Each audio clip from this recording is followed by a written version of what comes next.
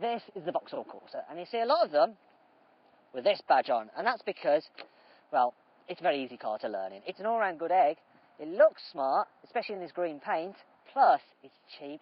The 3-door starts at just over £10,000. Now, if you click up there to go to carwow.co.uk, you can compare deals from top dealers and buy at a price you're confident in, and on average, people save £3,600 on a new car at Carwow.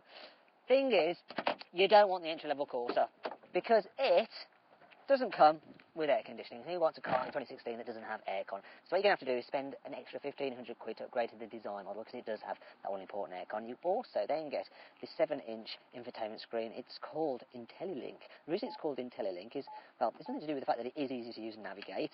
It's because it comes as standard with Android Auto and Apple CarPlay, so you just plug your phone in, and then it's going to mirror my phone on there. So I'm now, instead of running Vauxhall's infotainment system, I'm using Android, which is actually better. And I have Google Maps and full sat-nav without having to pay extra. That is brilliant. And on the whole, the design of the Corsa is pretty nice as well. It's quite a smart-looking car. You've got soft touch materials here on the top of the dash. You've got nice shiny bits of trim. Yeah, okay, so up here, and most of the rest of the plastics are quite hard, but this is a Super Mini. You can't expect it to be like a luxury car. And storage is all right as well. You've got huge door bins. There we go. That brings us on to practicality. So let's check out the back seats. This is obviously the 3-door, but thankfully these doors open nice and wide. Slide this chair forward. Let me get this one out your way, actually, so you can see what's going on. There we go. I'll pull this back, and it goes back to my original position. And for a small car, the Corsa is actually quite large. Sounds like an oxymoron, but it is a big, small car. So knee room's all right. Even in this 3-door with a sloping roofline, if I'm sitting up straight, I've got enough headroom. The 5-door has actually even more headroom than this. One problem I do have is that the runners for the front seat do eat into your foot space, so your feet aren't quite close together.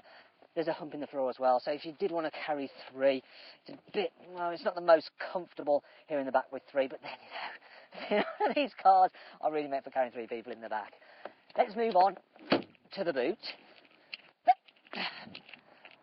So, the Corsa's boot is kind of average for this class. So, it's alright. Not the biggest, not the smallest. You can fit enough stuff in it if you need to.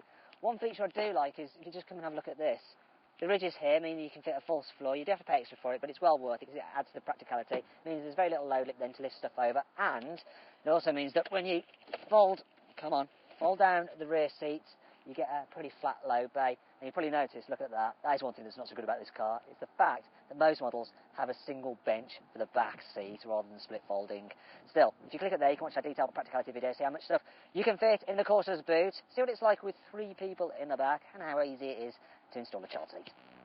Now then, it's time to hit the road to see what the Vauxhall Corsa is like to drive.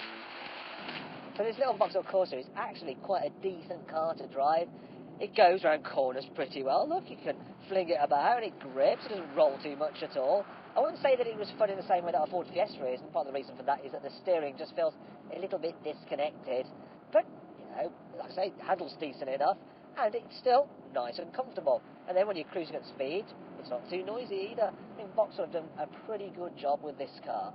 Then there's the visibility, which on the whole is very good when you're looking forward, but there is quite a blind spot created by this fat A-pillar there.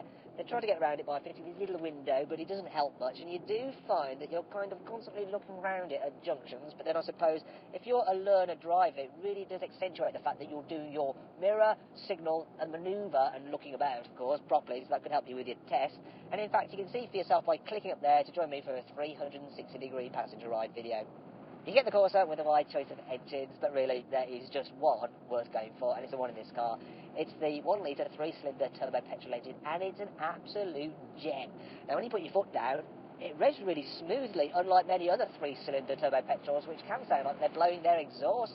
Also, it's fairly nippy. It's got 115 horsepower, so it's good for 0 to 60 in around 10 seconds. Yeah, Vauxhall says it should be able to do around 58 miles per gallon. So what am I doing? Let's just check the frick computer. So press the button. Okay. So this particular trim level of car doesn't come with average miles per gallon. You have to pay extra if you want that. What kind of car doesn't have average fuel economy as standard? That's rubbish.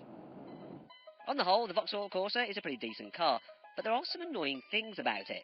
Here's 5. These metal tethering points are so stiff that you risk breaking a nail. Actually, Runner, can you move that for me? Come on, get out of it. Don't overplay your part. Your seat tends to snag on the seat belts when you try to hold it down.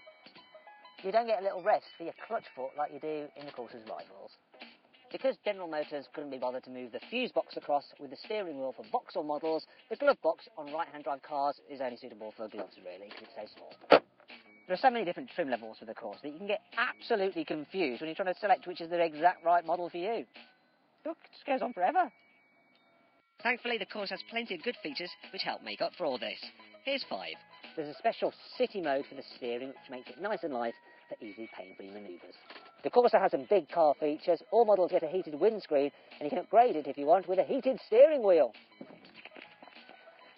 There's plenty of useful cubby spaces for rear passengers.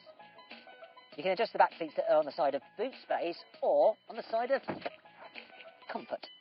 You can get the Corsa with Vauxhall's excellent OnStar service, which includes internet connectivity, a concierge service, and the ability to lock the car using your mobile phone.